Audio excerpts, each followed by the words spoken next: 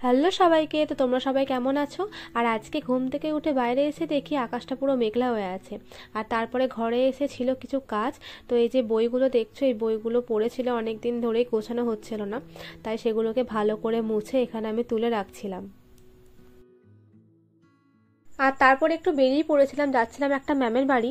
আর রাস্তায় বেরিয়ে দেখি আজকে প্রচণ্ড ভিড়। কারণ আজকের দিনে মানে এই শ্রাবণ মাসের 25 তারিখে প্রত্যেক বছর সবাই বর্ধমানেশ্বর যায় জল নিয়ে। তো এই যে এটা হচ্ছে আমার ম্যামের মেয়ে।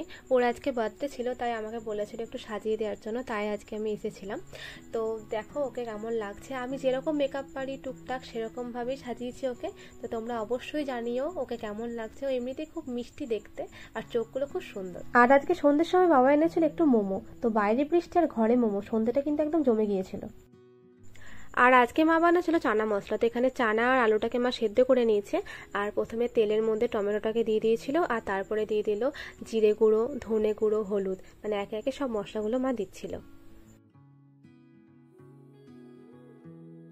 আর তার সাথে দিয়ে দিয়েছিল স্বাদ মতো নুন। সেটার আর কোনো ভিডিও ক্লিপ আলাদা করে নেওয়া হয়নি। আর এখানে দিচ্ছিল আদা বাটা।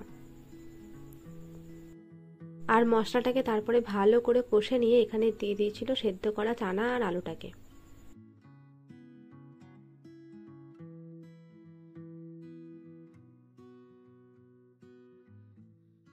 আর তারপর চানা আর আলুটার সাথে ভালো করে মশলাটা মিশিয়ে নিয়ে এখানে দিয়ে দিয়েছিল পরিমাণ মতো জল।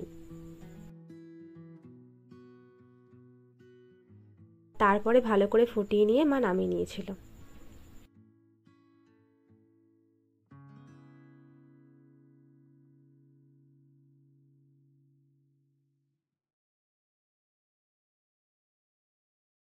আর তার সাথে এখানে ভেজেছিল লুচি।